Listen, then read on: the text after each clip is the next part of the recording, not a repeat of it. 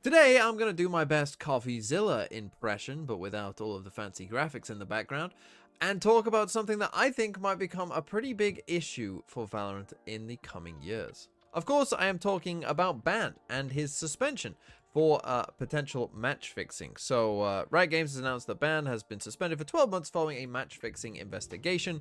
The breach resulted from Ban engaging with individuals and entertaining proposals for match manipulation, which included financial terms, in a VCT Stage 2 match between Global and Team Secret. Riot has also considered several mitigating factors in determining the appropriate sanction, including Ban's prompt self-reporting of their misconduct before the disciplinary proceedings began. So here's what happened. On August 27th, Riot became aware of an online post containing unverified screenshots that appeared to show messages discussing match fixing within VCT Pacific. As a result, they got Sports Radar to take a look into the matter. Riot could not find any evidence that they could conclusively verify the authenticity of the aforementioned screenshots or allegations.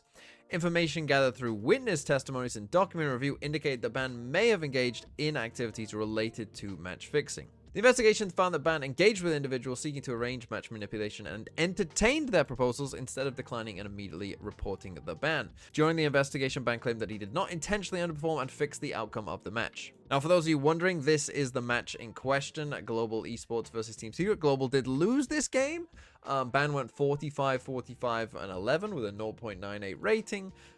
He had an okay bind, which they lost. He had, an okay-ish corrode that they won, and then they lost Lotus by 2 rounds, and again, he, scoreboard-wise, at least did pretty decently. And Riot said that they couldn't actually find, based on kind of the scoreboard and looking at that game, any clear evidence of underperformance.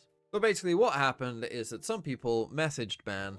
He didn't instantly shut it down. He was kind of like, yeah, sure, how much maybe to match fix the game.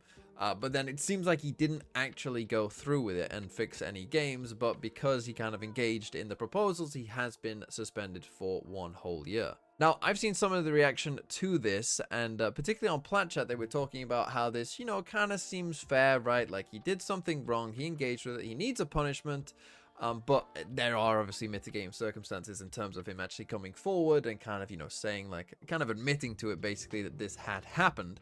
And so, therefore, Riot was kind of, maybe a bit more lenient than they would have otherwise been. And he didn't, it seems, actually fix the match, although we don't actually know that for 100% certain. And so I think the general consensus has been that this is about right, this is about fair, this makes sense. However, I do have a bit of a different opinion. And that is because, not just because of this situation with Ban, but also what we've seen, of course, in the past, the whole Tier 2 stuff, and we will get into that in a bit of a second as well. But obviously the whole Sean Gares thing as well that ended up happening, and Riot basically said, yep, we aren't sure if anything happened, and we don't have enough evidence to prove it. This is what I want to talk about with Ban as well, because essentially they say the exact same thing here, right? Riot couldn't actually prove.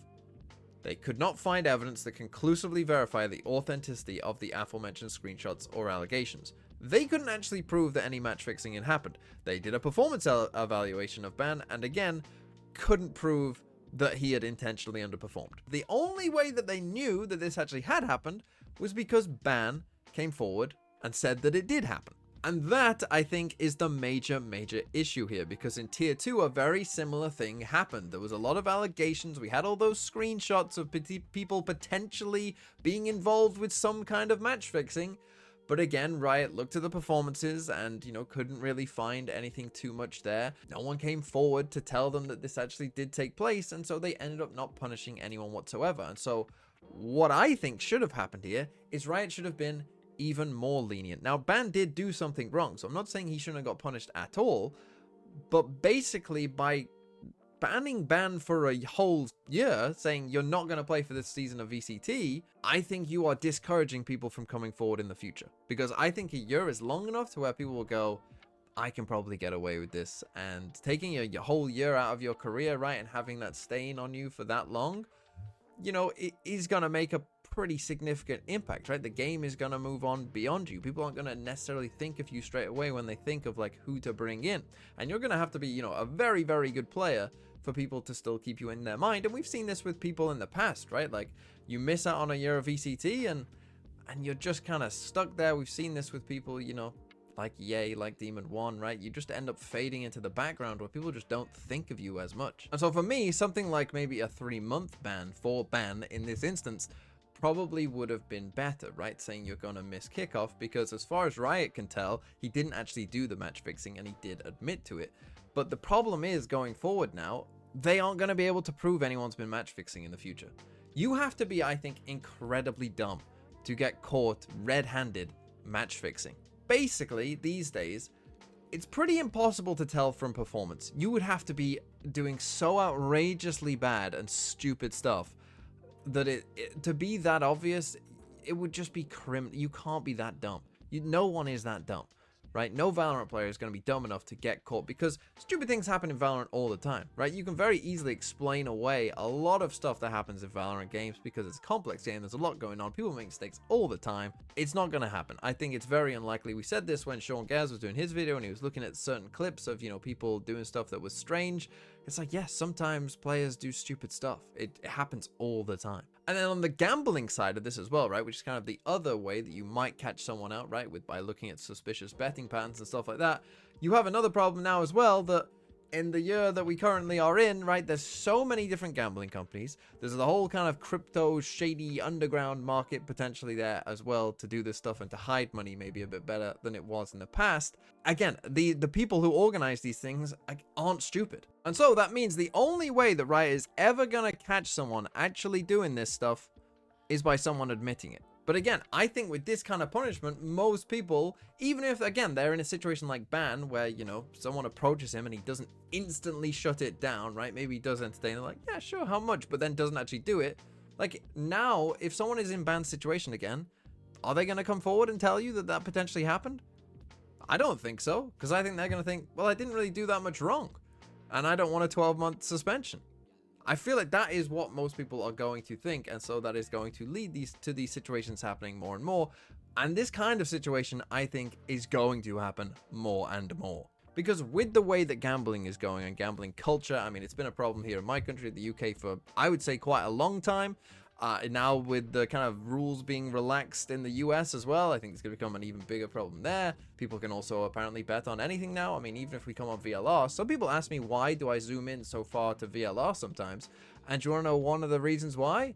Because if I zoom out, gambling sponsor right here. That's one of the reasons that I do it, because there's gambling sponsors everywhere, all the time. Odds on everything, anywhere, right? And particularly for tier 2, but even now as we see in tier 1, this is going to be a problem. And Riot have proven, basically at this point, they don't have the tools to actually definitively figure this out, right? We have now had 2 situations in this season of VCT where Riot has been unable to actually prove that this happened, which to me perhaps proves that they're not going to be able to in the future either. And therefore, the only way that they will be able to figure out is people admitting to it. So I personally think as we go forward in Valorant, these kind of stories are going to happen multiple times a year now. They're going to become more prevalent. They're going to become more regular, and you're going to potentially see this happening.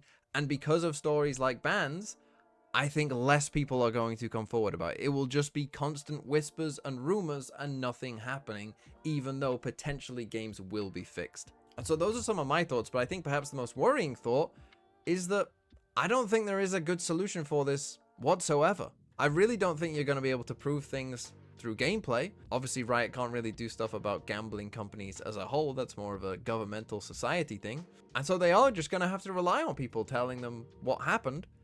But that isn't going to happen probably in most cases, and perhaps is even less likely now.